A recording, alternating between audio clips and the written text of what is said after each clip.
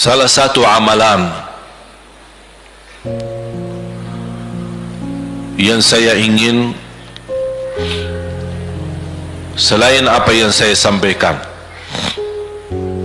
amalan ini mohon diberikan perhatian lebih banyak.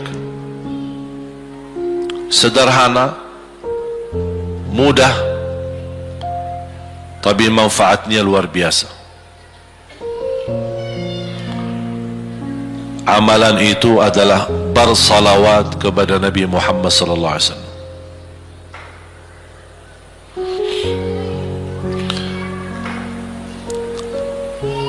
Kali ini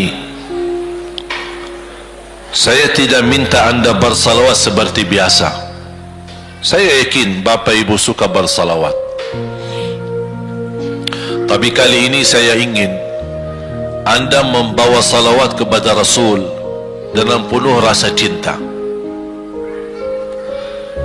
Demi Allah jamaah sekalian, tidak ada di antara kita yang bisa dan mampu membalas kebaikan Nabi Muhammad untuk kita semua. Salawat kepada Nabi Muhammad, satu kali salawat kita dapat 10 kali rahmat. Ini baru satu kali, dapat 10 kali rahmat. Nabi Muhammad menjadi Nabi kebanggaan kita, rahmatan lil alamin, termulia akhlaknya. Yang paling mulia akhlaknya terhadap istrinya, itulah Nabi Muhammad sallallahu alaihi wasallam. Setiap malam saya suka minta maaf sama istri saya. Saya sampaikan, mohon maaf, saya belum mampu menjadi semulia akhlak Nabi Muhammad sallallahu alaihi wasallam. Yang termulia akhlaknya terhadap istrinya Nabi Muhammad. Makanya kata Rasulullah di hadis yang sahih,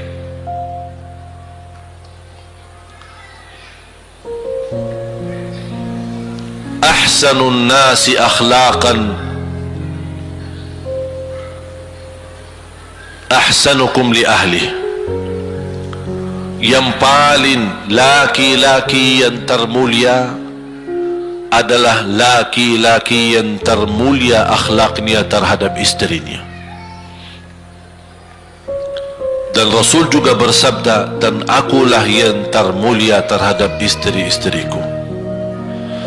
Nabi Muhammad itu bukan hanya dengan salawat kita dapat 10 kali rahmat, tapi kita dengan bersalawat kepada beliau dijamin kita dapat syafaat beliau di hari kiamat. Bahasa syafaat yang kita semua sudah tahu, semua berkeinginan mendapatkan syafaat, dan semua berdoa mengharapkan syafaat Nabi Muhammad sallallahu alaihi wasallam. Tapi Bapak Ibu belum tahu sejauh mana kemuliaan syafaat yang kita tunggu yang diberi nanti oleh Rasulullah sallallahu alaihi wasallam.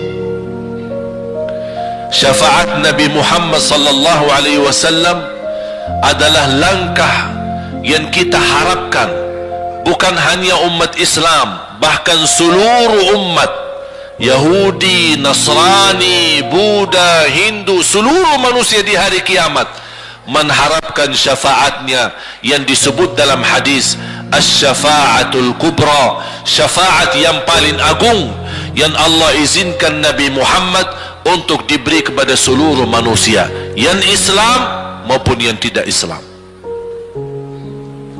Karena di saat hari kiamat seluruh makhluk Allah subhanahu wa ta'ala, seluruh manusia, bahkan bangsa jin, semuanya berdiri habis dibangkit oleh Allah subhanahu wa ta'ala. Semuanya berdiri di hadapan Allah menunggu hisab dimulai lebih dari 50.000 tahun.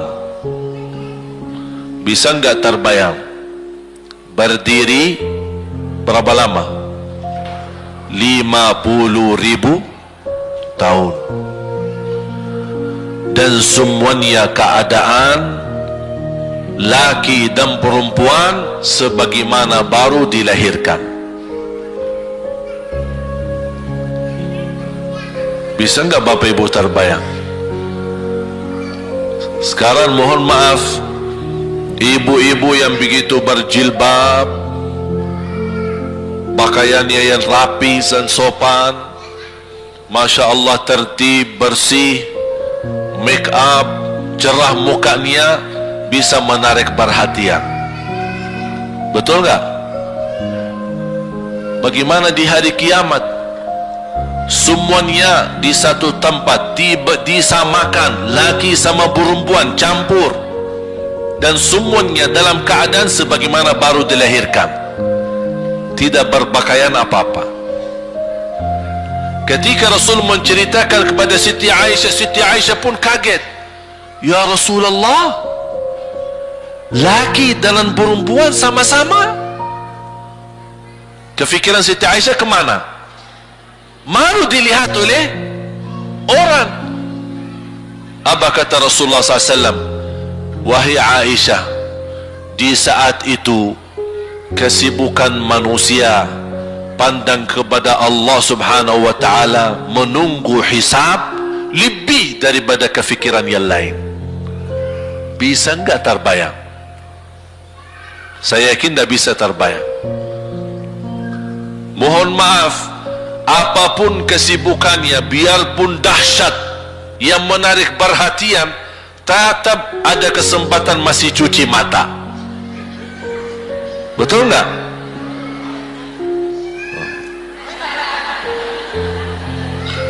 Tapi kalau di hari kiamat, beda keadaannya.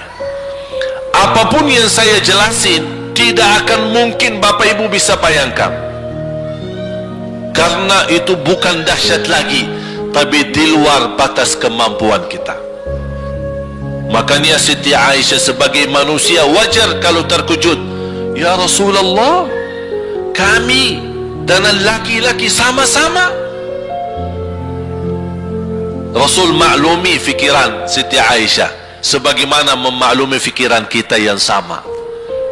Tapi ternyata kalau di sana beda. Makanya di saat itu belum lagi matahari didekatkan. Disebut dalam hadis mil, 1 mil. Di dalam satu hadis 1 mil adalah, kalau untuk dalam mata itu kan berapa ukurannya? Berapa senti ya? Sangat kecil. Betul? Kalau dalam bahasa Arab itu namanya mil. Berarti ukuran nanti di hari kiamat kita berdiri 50.000 tahun dan mataharinya dekat seperti ini. Di riwayat mil bukan yang itu maksud, tapi adalah ukuran perjalanan. 1 mil, kira-kira 1 mil cukup jauh? Sama, kurang lebih berapa kilo? 1,5 kilo? Ya, kurang lebih 1,5 kilo. Sekarang jutaan kilometer kita merasa panas. Sudah ada AC, sudah ada kipas, sudah ada ujang, sudah ada ini, tapi merasa begitu panasnya. Itu jutaan kilometer. Bagaimana kalau 1,5 kilo? Makanya Rasul menggambarkan nanti di hari kiamat, yang biasa di dunia kalau kita keringat dari atas ke, kalau di hari kiamat terbalik, keringat kita dari bawah ke atas. Ini tergantung dosa kita. Kata Rasulullah, ada yang keringatnya sampai ke mata kaki, ada yang sampai ke lutut, ada yang sampai ke paha, ada yang sampai ke perutnya, ada yang sampai ke dadahnya, ada yang sampai ke lehernya, bahkan ada yang sampai merasa sudah sesak nafas, ingin melamatkan diri supaya tidak tenggelam di dalam keringatnya sendiri. Dalam keadaan itu 50.000 tahun. Di situ manusia sudah merasa gelisah, sudah cukup merasa tersiksa, semua larinya. Penolong siapa yang bisa menolong kita? Kita minta tolong kepada siapa yang bisa menyampaikan hajat kita kepada Allah supaya mulai hisab? Karena sudah kita tidak kuat lagi. Semuanya larinya kepada Nabi. Nabi Adam, Nabi Ibrahim, Nabi Nuh, Nabi Musa, Nabi Isa. Semuanya jawab yang sama. Nafsi, nafsi. Allahumma sallim, sallim. Ya Allah, selamatkan diriku sendiri. Tak ada yang urus anak, istri, suami, keluarga, apalagi manusia lain. Sama keluarganya saja dia lari. Tak ada. Nafsi, nafsi. Diri sendiri, ya Allah selamatkan. Diri sendiri, ya Allah selamatkan. Diri sendiri, ya Allah selamatkan. Nabi Adam jawab begitu. Suruh, barangkali Nabi Nuh bisa bantu kalian. Datang kepada Nabi Nuh, nafsi, nafsi, Allahumma sallim, sallim. Datang kepada Nabi Musa, nafsi, nafsi, Allahumma sallim, sallim. Datang ke Nabi Isa, nafsi, nafsi, Allahumma sallim, sallim. Sampai terakhir Nabi Isa berkata, ada satu saya rasa dan yakin, dialah yang bisa memberi bantuan. Dia tunjukkan, itu dia, namanya Muhammad sallallahu alaihi wasallam. Bayangkan, semua manusia ini ada sekarang yang masih hidup berapa miliar? Kita tidak bisa dihitung berapa jumlah penduduk bumi. Bayangkan dengan umat terdahulu, semua dikumpulkan dan semua menarah satu arah kepada Nabi Muhammad, minta tolong. Ya Rasulullah, ya Muhammad, ya Habiballah, tolong syafaatkan. Barangkali dengan bantuanmu, doamu, syafaatmu, bisa ini mulai dihisab supaya terselesai siksa yang kita hadapi. Begitu mereka datang, apa jawab Rasulullah SAW? Allahumma sallim, sallim, ummati, ummati. Ya Allah, selamatkan umatku, umatku. Fikirannya umatnya, bukan istrinya, bukan anaknya, bukan orang tuanya, bukan siap, umatnya. Umatnya dia fikirkan. Kemudian dia sujud di hadapan Allah Subhanahu wa ta'ala. Kata Rasulullah, di saat itu aku bersujud, Allah gerakkan lidahku untuk memuji Allah dengan kata-kata pujian yang tidak pernah makhluk pun sebelumnya sebutkan pujian itu. Artinya pujian yang Allah anugerahkan untuk Nabi Muhammad, sebelumnya tidak ada satu makhluk pun yang bisa mengucapkan. Hanya Nabi Muhammad, dan hanya di saat dia sujud di hadapan Allah di hari kiamat. Allah biarkan beberapa lama. Habis itu Allah berkata, ya Muhammad, irfa' ra'sak, wasal tu'ta, washfa' tushaffa. Ya Muhammad, angkatlah kepalamu dan silahkan minta apapun, aku berikan. Silahkan beri syafaat kepada siapapun, aku terima syafaatmu. Langsung dia berkata, ya Allah, kasihan manusia, mohon segera dihisab.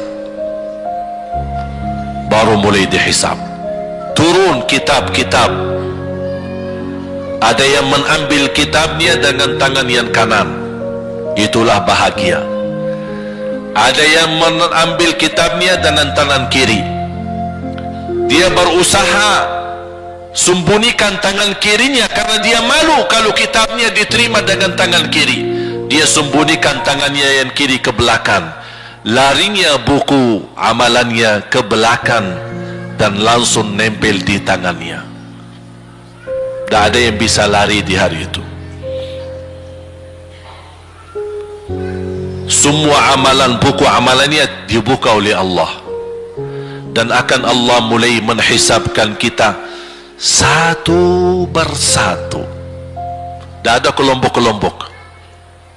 tidak ada bendera, tidak ada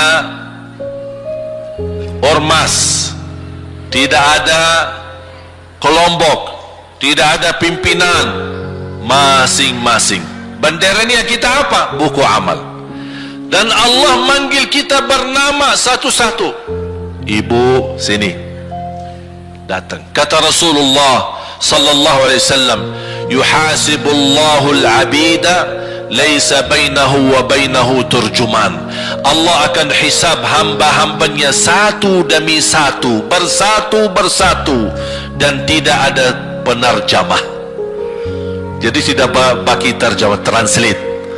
Ya Allah, saya tidak mengerti bahasa Arab, saya tidak mengerti bahasa, ya Allah, gimana ini, saya butuh translate atau benacara supaya bisa bantu saya lulus dari hukum. Tidak ada.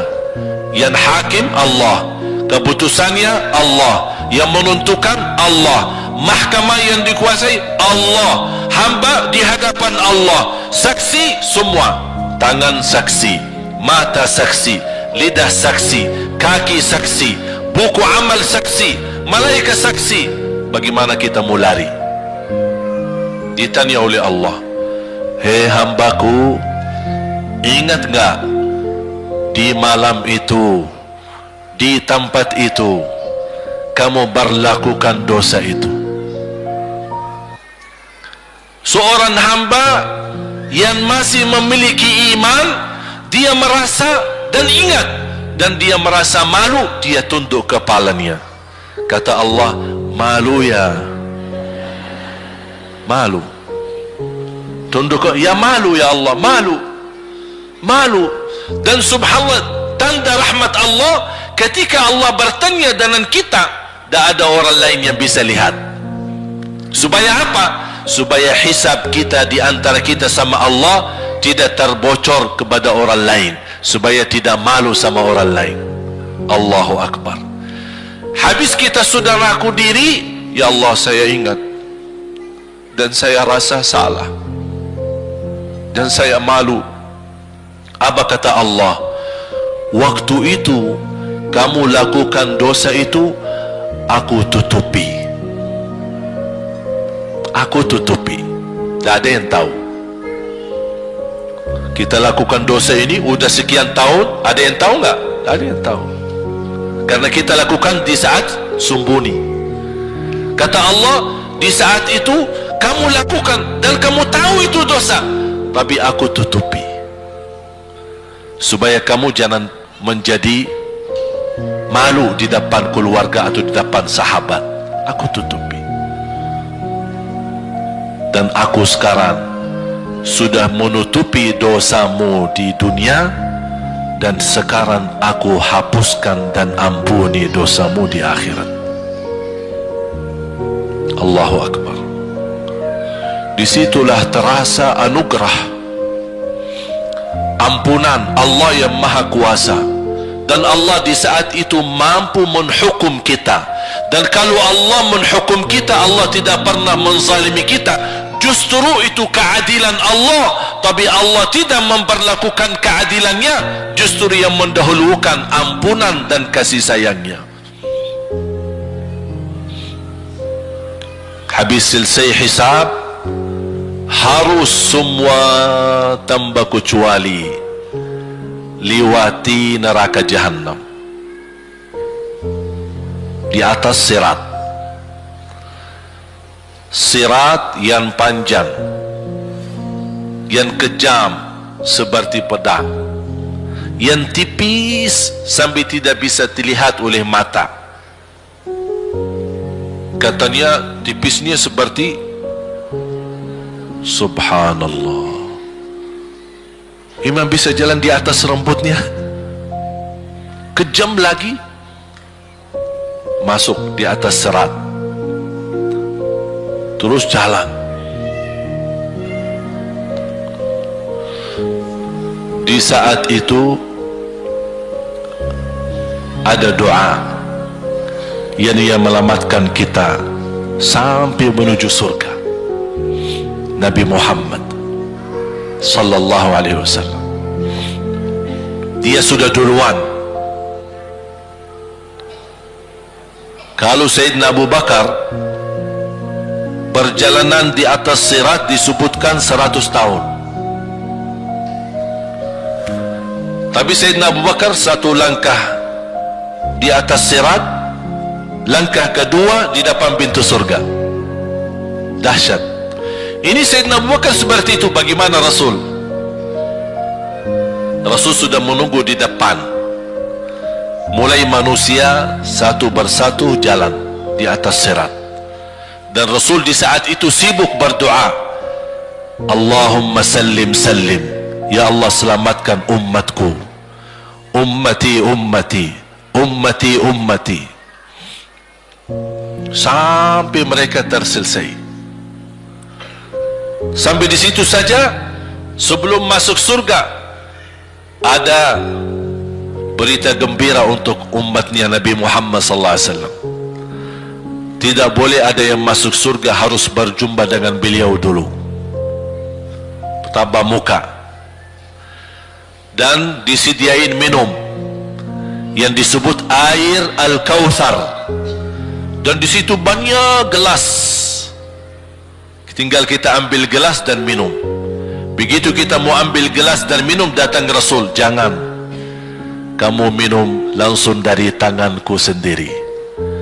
Barang siapa yang minum dari tanganku tidak akan haus selama-lamanya. Allahu Akbar. Di situ terasa kemuliaan. Begitu kebahagiaan kita bertemu dengan Nabi Muhammad dan bisa langsung minum dari tangan Nabi Muhammad sallallahu alaihi wasallam.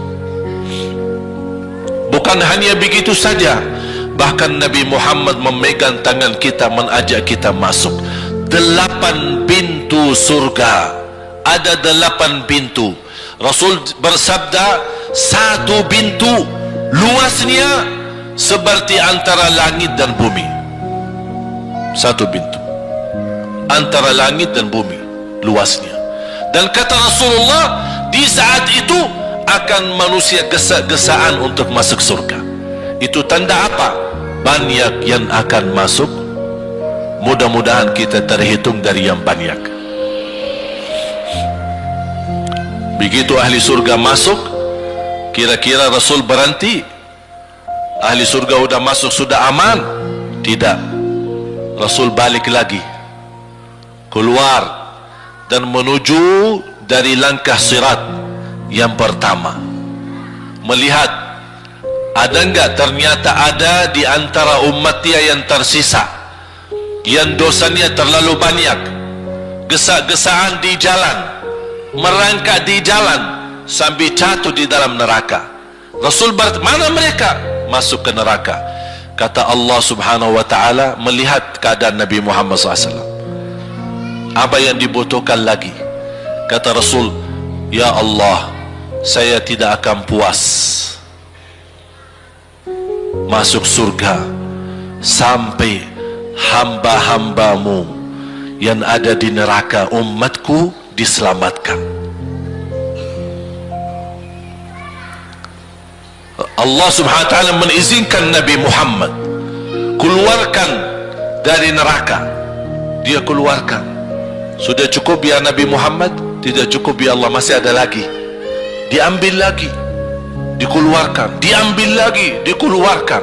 Artinya dari umat Nabi Muhammad yang masih banyak dosanya, yang masih banyak kelewatannya sama Rasulullah, yang tidak pantas memberi kemuliaan kepada Rasulullah SAW, dapat pula syafaatnya Nabi Muhammad. Yang tidak pernah memberi tanda sayang dan cinta kepada Rasul, dapat rasa sayang dan cinta Nabi Muhammad SAW. Sambil kata malaikat Jibril, demi Allah saya melihat Nabi Muhammad mengambil manusia dari neraka Jahannam, diselamatkan dari siksa dan membawa mereka ke surga. Kata malaikat Jibril, sambil aku kira tidak ada lagi yang tersisa di neraka Jahannam, saking banyaknya yang dikeluarkan oleh Rasul. Itu syafaat Rasul sallallahu alaihi wasallam. Oleh karena itu jamaah sekalian, ini yang saya ceritakan. Saya mohon kalau anda lagi bersalawat, ingat itu semua. Nabi Muhammad bukan Nabi yang biasa. Nabi Muhammad adalah Nabi yang penolong kita nanti di hari kiamat. Seandainya kita masuk neraka Jahannam, masih ada harapan kita dapat syafaat Nabi Muhammad SAW.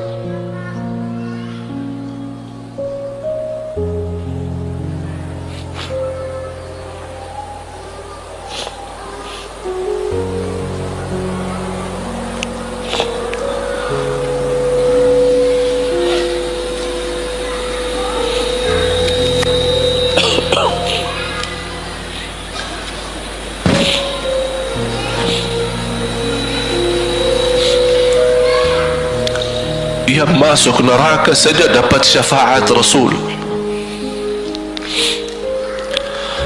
Jadi sejauh mana kita bisa mencintai beliau, sejauh mana kita minat mempelajari kehidupan beliau, sejauh mana kita mengenal sunnah-sunnah beliau. Di zaman ini, umat yang paling bodoh terhadap beliau kita umat Islam. Kita umat Islam banyak hal yang tidak tahu tentang beliau, tidak tahu bagaimana perjuangan beliau, bagaimana doa beliau untuk kita, bagaimana kesedihan beliau kalau ada di antara kita yang kena musibah atau keburukan, apalagi masuk neraka. Siti Aisyah radhiyallahu anha,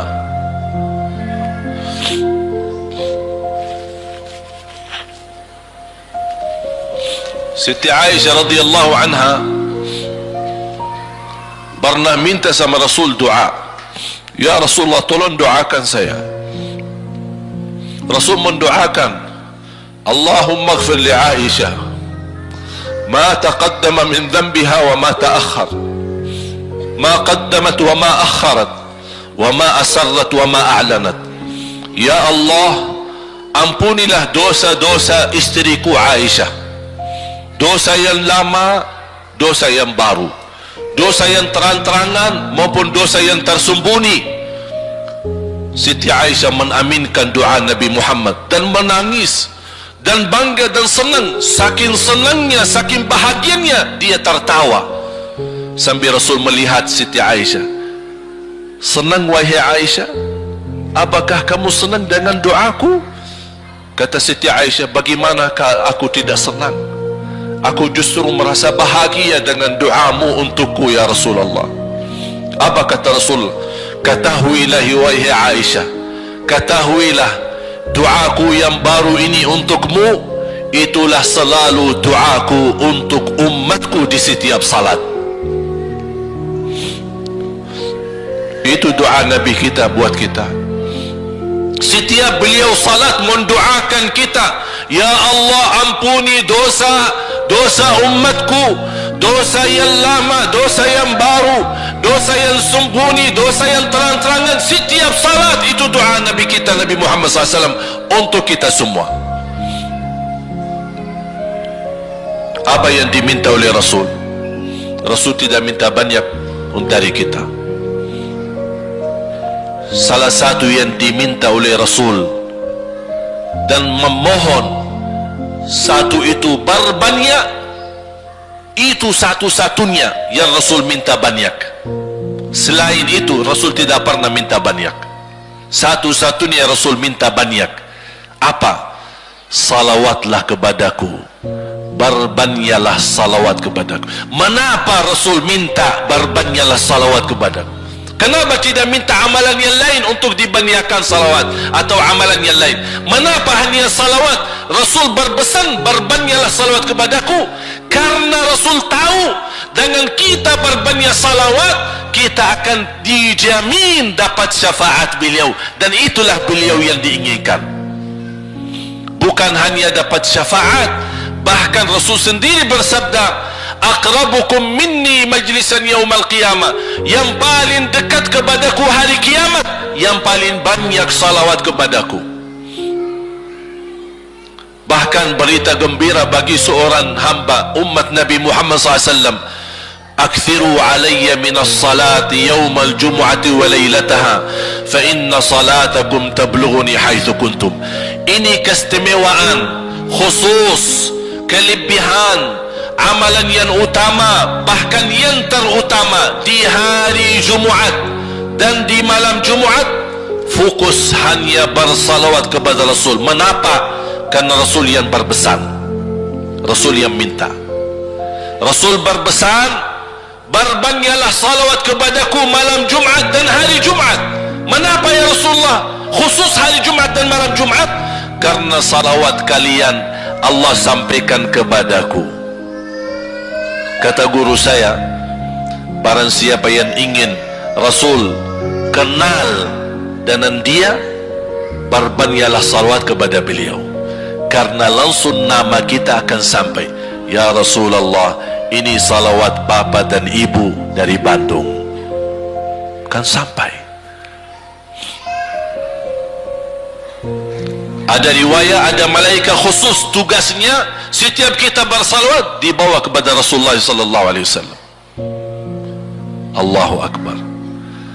Bahkan ada orang bertanya kepada guru saya, Syekh Muhammad Ibn Muhammad Ibn Mukhtar Asy-Syanqiti, dan beliau masih hidup.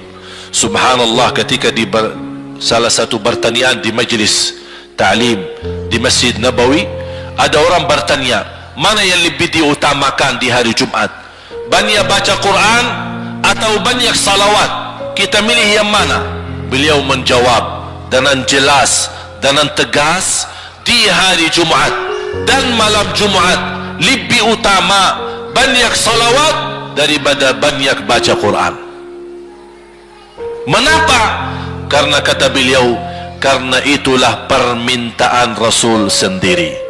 Berbanyaklah salawat kepadaku di hari Jumat dan di malam Jumat. Dan banyak riwayat yang lain. Kalau saya sebutin manfaat, keutamaan salawat kepada Rasul, lebih daripada 100 manfaat. Menghilangkan kesusahan, memberi kemudahan lunasi hutang, menyembuh penyakit, menjamin ampunan dosa, mendapat 10 rahmat, mendapatkan syafaat Rasul, posisi kita semakin mulia. Setiap kali kita salawat semakin naik derajat kita.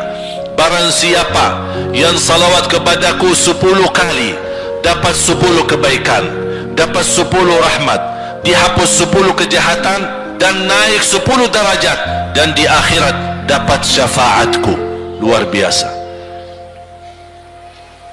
Hadis yang terakhir,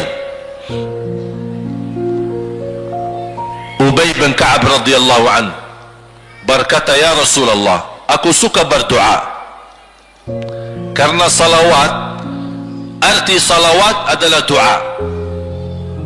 Arti salawat doa. Ya Rasulullah, aku suka berdoa, berapa dari doaku saya jadikan untukmu? Artinya berapa persen, ya? Kalau bahasa kita, berapa persen kira-kira? Kalau misal saya doa 10 menit, berapa menit untuk Rasul, dan yang sisanya buat aku?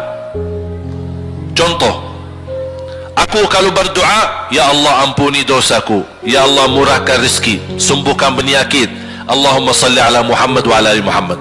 Berarti lebih banyak untuk diri kita, baru untuk Rasul. Sahabat itu ya Rasulullah bertanya, ya Rasulullah, berapa bagian dalam doaku saya jadikan untukmu? Apa kata Rasul? Kata Rasulullah SAW, ma syi'ta wa in zitta fahuwa khairul lak. Ya terserahmu, mau doa bagaimana untukku, ya terserahmu, tapi semakin banyak untukku, semakin banyak manfaatnya untukmu. Apa kata sahabat? Ya Rasulullah, saya akan jadikan separuh doaku hanya salawat kepadamu. Artinya kalau saya doa 10 menit, 5 menit salawat dan 5 menit doa untuk diriku sendiri. Apa kata Rasulullah? Terserahmu, wa in zitta fahuwa khairul lak. Kalau kamu berani tambah, itu jauh lebih baik untukmu. Tawar menawar sama Rasulullah SAW, sampai di ujung hadis beliau berkata, ya Rasulullah, saya janji doa doaku semuanya untukmu. Artinya apa? Kalau dia angkat tangan berdoa, tidak satu pun minta buat dirinya. Bismillahirrahmanirrahim. Allahumma salli ala Muhammadin wa ala ali Muhammad. Allahumma salli ala Muhammadin wa ala ali Muhammad. Allahumma salli, sampai selesai. Tidak minta ampunan, tidak minta rezeki, tidak minta sehat, tidak minta keturunan, tidak minta apa-apa. Hanya fokus dengan salawat. Karena dengan salawat, apa yang kita niatkan terkabul.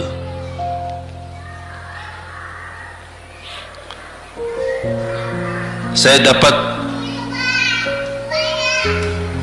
dari guru saya, nanti saya akan ceritakan bagaimana cara berdoa.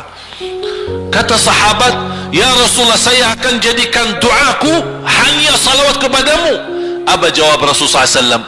Idzan taf'al yukfa hammuk wa yughfaru dhanbuk wa tuqda hajatuk. Kalau kamu lakukan hanya doamu, hanya salawat kepadaku, akan dihilangkan segala kesusahan, diampuni segala dosa, dan dikabulkan segala hajat. Kata ulama, apa yang diharapkan oleh manusia? Hidup di dunia tambah susah dan hidup di akhirat tambah dosa. Betul? Itulah kita dapat dengan salawat kepada Nabi Muhammad SAW. Berdoa, ketika anda berdoa, contohnya seperti ini. Setiap anda berdoa,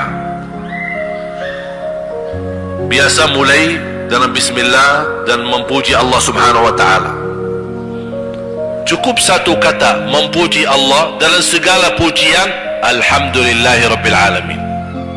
Segala puji bagi Allah. Ini mewakili semua pujian yang lain. Asmaul husna, segala sifat agung, segala kemuliaan diwakili oleh satu kata, alhamdulillahi rabbil alamin. Kata sederhana, kata tidak terlalu panjang, tapi maknanya sangat luas. Oleh karena itu boleh diulangi berkali-kali, alhamdulillahi rabbil alamin, alhamdulillah, sampai benar-benar merasa di hati. Karena ini ucapan mewakili segala pujian yang kita ingin sampaikan kepada Allah.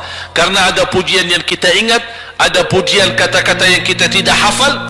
Dan alhamdulillahi rabbil alamin mewakili segala pujian kepada Allah Subhanahu wa ta'ala. Kemudian bersalawat, Allahumma salli ala Muhammadin wa ala ali Muhammad kama sallaita ala Ibrahim wa ala ali Ibrahim innaka Hamidum Majid. Silahkan doa, ya Allah, ampunilah dosaku. Allahumma salli ala Muhammadin wa ala ali Muhammad. Ya Allah, sembuhkan penyakitku. Allahumma salli ala Muhammadin wa ala ali Muhammad. Ya Allah, berikan kepada aku anak yang salih salihah. Allahumma salli ala Muhammadin wa ala ali Muhammad. Jadi setiap langkah doa diawali dan diakhiri salawat. Faham? Subhanallah, wallahi dahsyat.